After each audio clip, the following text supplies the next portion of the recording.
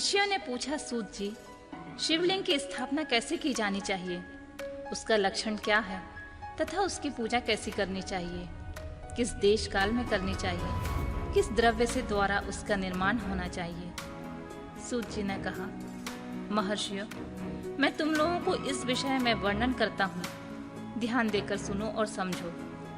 अनुकूल एवं शुभ समय में किसी पवित्र तीर्थ, नदी आदि के तट पर अपनी रुचि के अनुसार ऐसी जगह शिवलिंग की स्थापना करनी चाहिए जहाँ नित्य पूजन हो सके। पवित्र द्रव्य से, जलमय द्रव्य से अथवा तेजस पदार्थ से उसकी रुचि के अनुसार कल्पोक्त दक्षिणों से युक्त शिवलिंग का निर्माण करके उसकी पूजा करने से उपासक को पूजन का पूरा फल प्राप्त होता है। संपूर्ण शुभ लक्षणों से युक्त शिवलिंग की पूजा यदि की जाए तो वह तत्काल पूजा का फल देने वाला होता है। यदि जल प्रतिष्ठा करनी हो तो इसके लिए छोटा सा शिवलिंग अथवा विग्रह श्रेष्ठ माना गया है। यदि अचल प्रतिष्ठा करनी हो तो स्थूल शिवलिंग अथवा विग्रह अच्छा माना गया है। उत्तम लक्षणों से युक्त शिवलिंग की पीठ सहित स्थापना करनी चाहिए। शिवलिंग का पीठ मंडलाकार, चौकोर, त्रिकोण अथवा खाट के बाए की भांति ऊपर नीचे मोटा तथा बीच में पतला होना चाहिए। ऐसा लिंग पीठ महान फल देने वाला होता है। पहले मिट्टी से, प्रस्तर आदि से अथवा लोहे आदि से शिवलिंग का निर्माण करना चाहिए। जिस द्रव्य से शिवलिंग का निर्माण हो उसी से उसकी पीठ भी बनाना चाहिए। यही अचल प्रतिष्ठा वाले शिवलिंग की विशेष बात है। जल प्रतिष्ठा वाले शिवलिंग में भी लिंग और पीठ का एक ही उपादान होना चाहिए, किंतु वाण लिंग के लिए यह नियम नहीं है। लिंग की लंबाई निर्माणकर्ता या स्थापना करने वाले यजमान के 12 अंगुल के बराबर होनी चाहिए। ऐसे ही शिवलिंग को उत्तम कहा गया है। इससे कम लंबाई हो तो फल में कमी आ जाती है, अधिक हो तो कोई दोष की बात नहीं होती है। चरलिंग में भी ऐसा ही नियम है।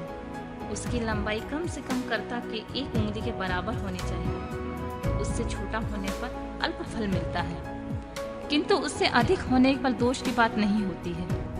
यजमान को चाहिए कि वह पहले शिल्प शास्त्र के अनुसार एक विमान या देवालय बनवाए जो देवगणों की मूर्तियों से अलंकृत हो। उसका गर्भगृह बहुत ही सुंदर, सुदृढ़ एवं दर्पण के समान स्वच्छ हो। उसे 9 प्रकार के रत्नों से विभूषित किया गया हो और पूर्व और पश्चिम दिशा में 2 मुख्य द्वार हों।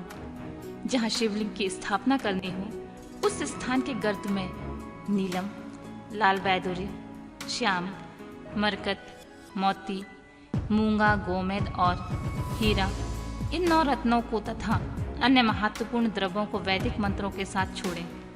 सज्जोजात आदि 5 वैदिक मंत्रों द्वारा शिवलिंग का 5 स्थानों में क्रमशः पूजन करके अग्नि में भविष्य की अनेक आहुतियां दें और परिवार सहित मेरी पूजा करके गुरु स्वरूप आचार्य को धन से तथा भाई बंधुओं को मनचाही वस्तुओं से संतुष्ट करें। याचकों को जड़, सुवर्ण ग्रह तथा भू संपत्ति तथा चेतन गौ आदि वैभव प्रदान करें। स्थावर जंगम सभी जीवों को यत्न पूर्वक संतुष्ट करके एक गड्ढे में स्वर्ण तथा 9 प्रकार के रत्न भरकर सद्योजात आदि वैदिक मंत्रों का उच्चारण करके परम कल्याणकारी महादेव जी का ध्यान करें। तत्पश्चात नाद घोष से युक्त महामंत्र ओमकार का उच्चारण करके उक्त गड्ढे में शिवलिंग की स्थापना करके उसे पीठ से संयुक्त करें। इस प्रकार पीठ युक्त लिंग की स्थापना करके उससे नित्य लेपन दीर्घ काल तक टिके रहने वाले मसाले से जोड़कर स्थिर करें। इस प्रकार वहां परम सुंदर वीर मूर्ति की स्थापना करनी चाहिए। सारांश यह है कि भूमि संस्कार आदि की सारी विधि जैसी लिंग प्रतिष्ठान के लिए कही गई है, वैसी ही मूर्ति प्रतिष्ठा के लिए ही समझनी चाहिए। अंतर इतना है कि लिंग प्रतिष्ठा के लिए प्रणव मंत्र का उच्चारण का विधान है, परंतु मूर्ति की प्रतिष्ठा पंचाक्षर मंत्र से करना चाहिए। जहाँ लिंग की प्रतिष्ठा हुई है वहाँ भी उत्सव के लिए बाहर सवारी निकालने आदि के निमित्त मूर्ति को रखना चाहिए। मूर्ति को बाहर से भी लिया जा सकता है, उसे गुरुजन से ग्रहण करें। बाहर मूर्ति लेने योग्य है जो साधु पुरुषों द्वारा पूजित हो। इस प्रकार लिंग में और मूर्ति में भी की हुई महादेव की पूजा शिव पद प्रदान करने वाली होती है। स्थावर और जंगम में भेद से लिंग के दो प्रकार का कहा गया है। वृक्ष लता आदि को स्थावर लिंग कहते हैं और कृमि कीट आदि को जंगम लिंग। स्थावर लिंग को सींचने आदि के द्वारा सेवा करनी चाहिए। जंगम लिंग को आहार एवं जल आदि देकर तृप्त करना उचित होता है। उन स्थावर जंगम जीवों को सुख पहुंचाने में अनुरक्त होना भगवान शिव का पूजन है, ऐसा विद्वान पुरुष मानते हैं। जो चराचर जीवों को ही भगवान शंकर का प्रतीक मानकर उनका पूजन करना चाहिए। इस तरह महालिंग की स्थापना करके विविध उपचारों द्वारा उसका पूजन करें। अपनी शक्ति के अनुसार नित्य पूजा करनी चाहिए तथा देवालय के पास ध्वजारोहण आदि करना चाहिए। शिवलिंग साक्षात शिव का पद प्रदान करने वाला होता है, अथवा चरलिंग में षोडशोपचारों द्वारा यथोचित रीति से क्रमशः पूजा करें। यह पूजन भी शिव पद प्रदान करने वाला होता है। आवाहन, आसन, अर्घ्य, पाद्य, पादांग, आचमन, अभ्यंग पूर्वक स्नान, वस्त्र एवं यज्ञोपवीत, गंध, पुष्प, धूप, दीप, नैवेद्य, तांबूल समर्पण, निरांजन, नमस्कार और विसर्जन, ये 16 उपचार हैं। अथवा अर्घ्य से लेकर नैवेद्य विधिवत पूजन करें। अभिषेक, नैवेद्य, नमस्कार और तर्पण, ये सब यथाशक्ति नित्य करें। इस तरह किया हुआ शिव का पूजन शिव पद की प्राप्ति कराने वाला होता है। अथवा किसी मनुष्य के द्वारा स्थापित शिवलिंग में, ऋषियों द्वारा स्थापित शिवलिंग में, देवी देवताओं द्वारा स्थापित शिवलिंग में, अपने आप प्रकट हुए स्वयंभू लिंग में तथा अपने द्वारा नूतन स्थापित हुए शिवलिंग में भी उपचार समर्पण पूर्वक जैसे जैसे पूजन करने से या पूजन की सामग्री देने से भी मनुष्य ऊपर जो कुछ कहा गया है वह सारा फल प्राप्त कर लेता है। क्रमशः परिक्रमा और नमस्कार करने से शिवलिंग शिव पद की प्राप्ति कराने वाला होता है। यदि नियम पूर्वक शिवलिंग का दर्शन मात्र कर लिया जाए तो वह भी कल्याणप्रद होता है। मिट्टी, आटा, गाय के गोबर, फूल, कनेर पुष्प, फल, गुड़, मक्खन, भस्म अथवा अन्य से भी अपनी रुचि के अनुसार शिवलिंग बनाकर तदनुसार उनका पूजन करें। अथवा प्रतिदिन 10,000 प्रणव मंत्र का जाप करें। अथवा दोनों संध्याओं के समय 1-1 सहस्त्र प्रणव का जाप करें। यह भी शिव पद की प्राप्ति कराने वाला होता है, ऐसा जानना चाहिए। जब काल की मकरांत प्रणव का उच्चारण मन की शुद्धि कराने वाला होता है। समाधि में मानसिक जप का विधान है और अन्य सब समय में उपांशु जप ही करना चाहिए। नाद और बिंदु से युक्त ओमकार के उच्चारण को विद्वान पुरुष समान प्रणव कहते हैं। यदि प्रतिदिन आदर पूर्वक 10,000 पंचाक्षर मंत्र का जप किया जाए अथवा दोनों संध्याओं के समय 1-1 सहस्त्र का ही जप किया जाए तो उसे शिव पद की प्राप्ति कराने वाला समझना चाहिए। ब्राह्मण के लिए आदि में प्रणव से युक्त पंचाक्षर मंत्र अच्छा बताया गया है। कलश से किया हुआ स्नान, मंत्र की दीक्षा, मातृकाओं का न्यास, सत्य से पवित्र अंतःकरण वाला ब्राह्मण तथा ज्ञानी गुरु, इन सब को उत्तम माना गया है। द्विजनों के लिए नमो शिवाय का उच्चारण का विधान है। द्विजोत्तरों के लिए अंत में नमः पद की प्रयोग की विधि है, अर्थात वे शिवा नमः इस मंत्र का उच्चारण करें। स्त्रियों के लिए कहीं कहीं विधि पूर्वक नमोन्तम उच्चारण का विधान है, अर्थात वे भी शिवा नमः का ही जाप करें। कोई कोई ऋषि ब्राह्मण की स्त्रियों के लिए नमः पूर्वक शिवाय की जप की अनुमति देते हैं, अर्थात वे नमः शिवाय का जाप करें। पंचाक्षर मंत्र का 5 करोड़ जाप करके मनुष्य भगवान सदा शिव के समान हो जाता है। 1, 2, 3 अथवा 4 करोड़ का जप करने पर क्रमशः ब्रह्मा, विष्णु, रुद्र तथा महेश्वर का पद प्राप्त होता है। अथवा मंत्र में जितने अक्षर हैं उनका पृथक पृथक 1-1 लाख जप करें, अथवा समस्त अक्षरों का एक साथ जितने अक्षर हों उतने लाख जप करें।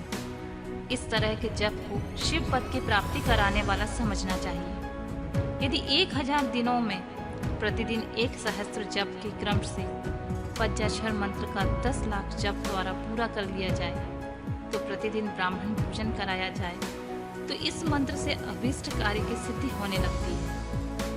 ब्राह्मण को चाहिए कि वह प्रतिदिन प्रातःकाल 1008 बार गायत्री का जप करे। ऐसा होने पर गायत्री क्रमशः शिव का पद प्रदान करने वाली होती है।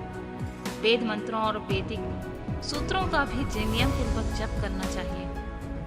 वेदों का पारायण भी शिव पद की प्राप्ति कराने वाला होता है, ऐसा जानना चाहिए। अन्य जो बहुत से मंत्र हैं, उनका भी जितने अक्षर हों उतने लाख जप करें। इस प्रकार जो यथाशक्ति जप करता है वह क्रमशः शिव पद मोक्ष को प्राप्त कर लेता है। अपनी रुचि के अनुसार किसी एक मंत्र को अपनाकर मृत्यु पर्यंत प्रतिदिन उसका जप करना चाहिए, अथवा ओम इस मंत्र का प्रतिदिन 1 सहस्त्र जप करना चाहिए। ऐसा करने पर भगवान शिव की आज्ञा से संपूर्ण मनोरथों की सिद्धि होती है। जो मनुष्य भगवान शिव के लिए फुलवारी या बगीचा आदि लगाता है तथा शिव के कार्य के लिए मंदिर में झाड़ने बुहारने आदि की व्यवस्था करता है, वह इस पुण्य कर्म को करके शिव पद प्राप्त कर लेता है।